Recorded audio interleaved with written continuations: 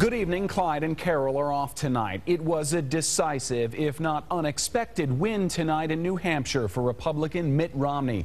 Here are the results right now. Romney won with 38% of the vote, followed by Texas Congressman Ron Paul and former Utah Governor Jon Huntsman in third place. Farther back in the pack were Rick Santorum, Newt Gingrich, and Rick Perry. For more on what this means on the coming weeks on the campaign trail, we go to ABC's Karen Travers in Manchester, New Hampshire. Mitt Romney's 2 for 2. First, the Iowa caucuses, and now he's the big winner in the New Hampshire primary. You know, tonight we celebrate, tomorrow we go back to work. In his victory speech, Romney looked and sounded like the frontrunner. He was confident and at times aggressive, using the opportunity to slam his Republican opponents. President Obama wants to put free enterprise on trial. And in the last few days, we've seen some desperate Republicans join forces with him.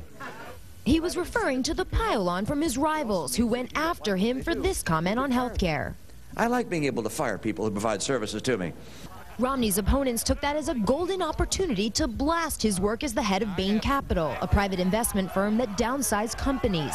The country already has a leader who divides us with the bitter politics of envy. We have to offer an alternative vision.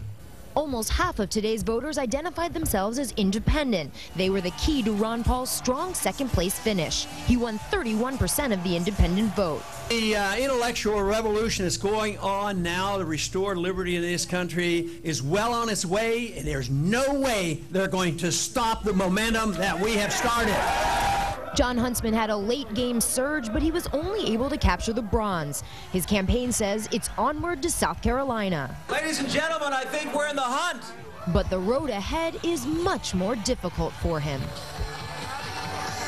South Carolina has a history of nasty campaigns, and next week's primary will be no different. Already millions of dollars in negative ads are on the air, and it could be the last chance for someone to bring down Mitt Romney.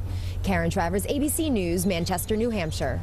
There's much more Democracy 2012 coverage online right now on WCPO.com. There you'll find more of the candidates' comments tonight, as well as a look ahead to the next big contest in South Carolina on the 21st, and of course an eye toward Ohio and Super Tuesday, March 6th.